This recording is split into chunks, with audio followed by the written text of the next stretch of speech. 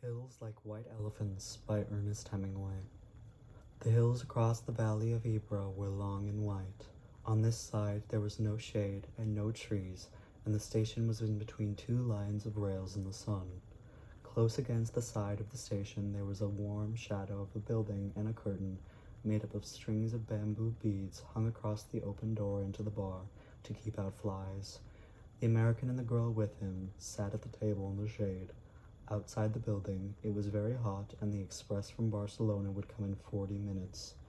It was stopped at this junction for 2 minutes and went on to Madrid. "What should we drink?" the girl asked.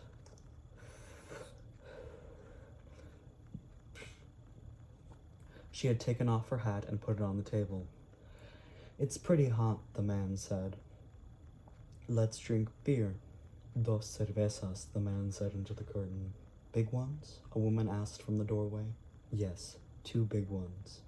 The woman brought 2 glasses of beer and 2 felt pads. She put the felt pads and the beer glasses on the table and looked at the man and the girl. The girl was looking off in the line of hills. They were white in the sun and the country was brown and dry. "They look like white elephants," she said.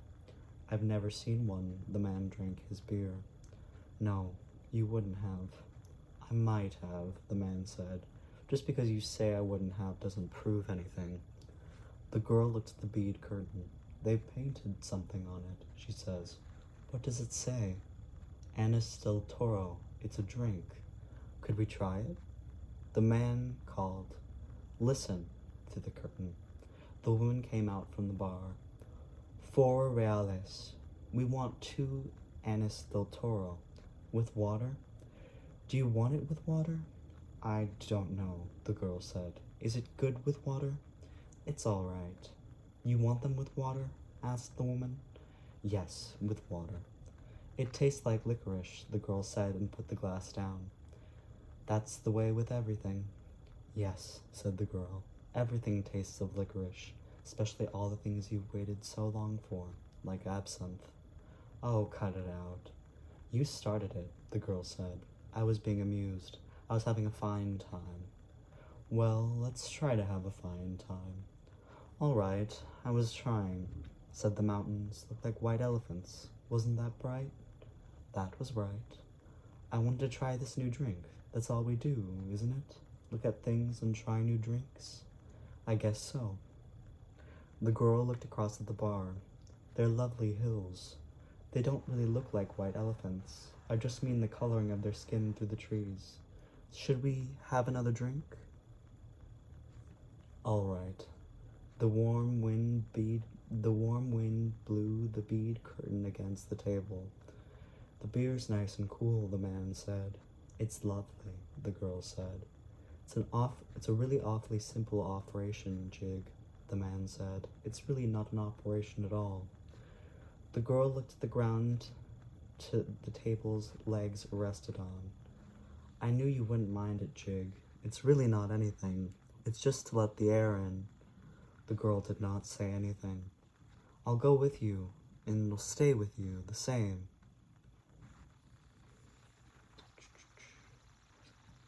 "They just let the air in, and then it's perfectly natural." "Then what will we do afterwards?" "We'll be fine afterwards, just where we were like before." "What makes you think so?" "That's the only thing that bothers us. It's the only thing that's made us unhappy."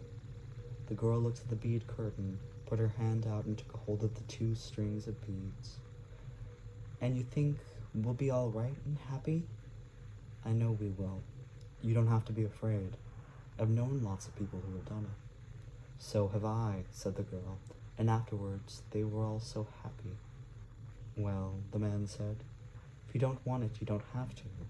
I wouldn't have you do it if you didn't want to, but I know it's perfectly simple."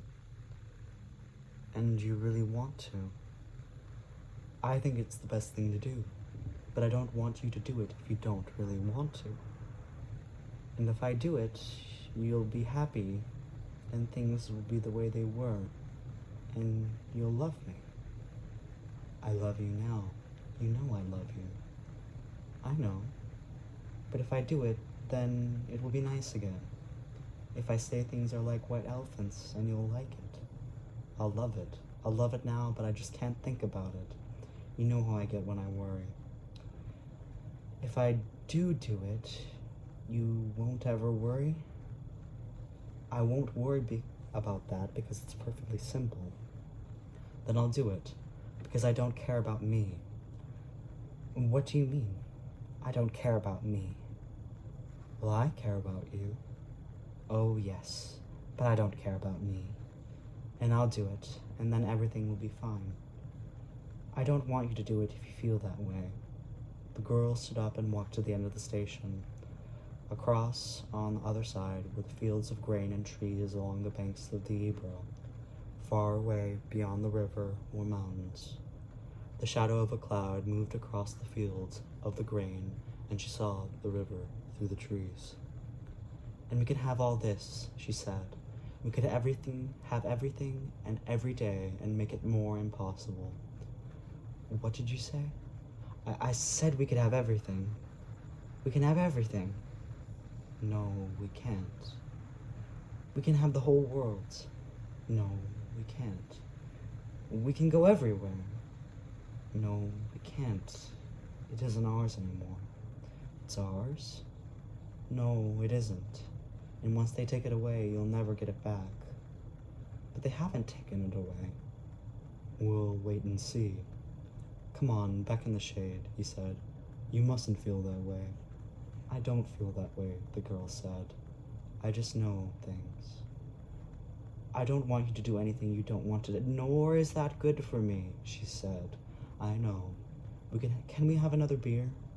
All right, but you've got to realize I realize, the girl says. Can we maybe stop talking? They sat down at the table, and the girl looked across the hills on the dry side of the valley, and the man looked at her in the table. You've got to realize, he said, that I don't want to do it if you don't want to. I'm perfectly willing to go through it if it means anything to you. Doesn't it mean anything to you? We could get along. Of course it does. But I don't want anybody but you. I don't want anybody else. And I know it's perfectly simple. Yes, you do know it's perfectly simple. It's all right for you to say that, but I do know it. Would you mind doing something for me, please? I'd do anything for you. Would you please stop talking? He did not say anything but looked at the bags at the wall at the station. There were labels on them from the hotels where they had spent nights. But I don't want you to, he said. I don't care anything about it. I'll scream, the girl said. The woman came out through the curtains with 2 glasses of beer and put them down on the damp felt pads. The train comes in 5 minutes, she says. What did she say? Asked the girl. That train is coming in 5 minutes. The girl smiled brightly at the woman to thank her. I'd better take the bags over to the other side of the station, the man said. She smiled at him. All right, then come back and we'll finish the beer. He picked up the 2 heavy bags and carried them around the station to the other tracks. He looked at the tracks, but could not see the train. Coming back, he walked to the barroom where people waiting for their train were drinking. He drank an anise at the bar and looked for the people. They were all waiting reasonably for the train. He went out to the bead curtain. She was sitting at the table and smiled at him. Do you feel better? He asked. I feel fine. There's nothing wrong with me. I feel fine.